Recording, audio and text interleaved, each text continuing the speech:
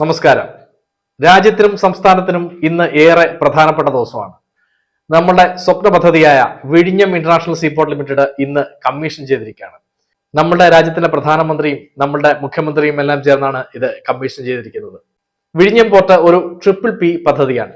PPP എന്ന് പറയുമ്പോൾ public private partnership എന്ന് പറയും.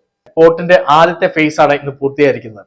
അതിനുവേണ്ടി ഏകദേശം 8,867 കോടി രൂപയാണ് ചെലവായിരിക്കുന്നത്. അതിൽ 5,595 കോടി രൂപ സർക്കാരിന്റെ വിഹിതവും 2,454 കോടി രൂപ അദാനി പോർട്സിന്റെ വിഹിതവുമാണ്.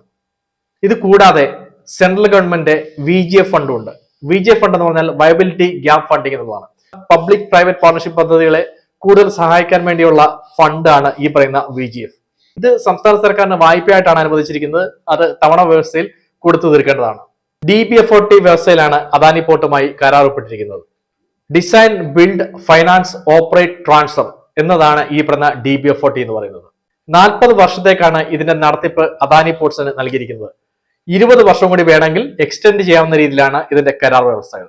2034 മുതൽ ഇതിന്റെ റവന്യൂ ഷെയർ സംസ്ഥാന ഗവൺമെന്റ് ലഭ്യമായി തുടങ്ങും.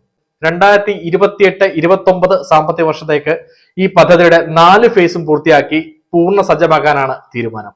ഏകദേശം 5,500 പേർക്ക് ഡയറക്റ്റ് എംപ്ലോയ്മെന്റ് ആണ് വിഴിഞ്ഞം പദ്ധതിയിൽ നിന്ന് കിട്ടുന്നത്. ഇൻഡയറക്റ്റ് ആയിട്ട് ഒരുപാട് പേർക്ക് ഇതുമായി ബന്ധപ്പെട്ട് തൊഴിലുകൾ ലഭ്യമാകും.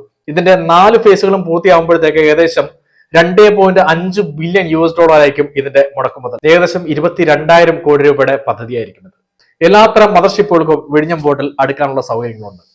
വിഴിഞ്ഞം പോർട്ടിന്റെ ഏറ്റവും വലിയ പ്രത്യേകത എന്താണെന്ന് വെച്ച് കഴിഞ്ഞാൽ കൊളംബോ പോലെയോ സിംഗപ്പൂർ പോലെയുള്ള പ്രധാനപ്പെട്ട പോർട്ടുകൾക്ക് 14 മീറ്റർ വരെയാണ് ആഴം. അത് കഴിഞ്ഞാൽ അവർക്ക് ഡ്രഡ്ജ് ചെയ്യേണ്ടി വരും.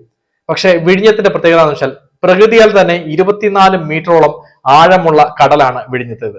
അതുകൊണ്ട് തന്നെ രാജ്യത്തിന്റെയും സംസ്ഥാനത്തിന്റെയും വ്യവസായ ഭൂപടത്തിൽ വലിയ സ്ഥാനമായിരിക്കും വിഴിഞ്ഞത്തിന് വരാൻ പോകുന്നത്.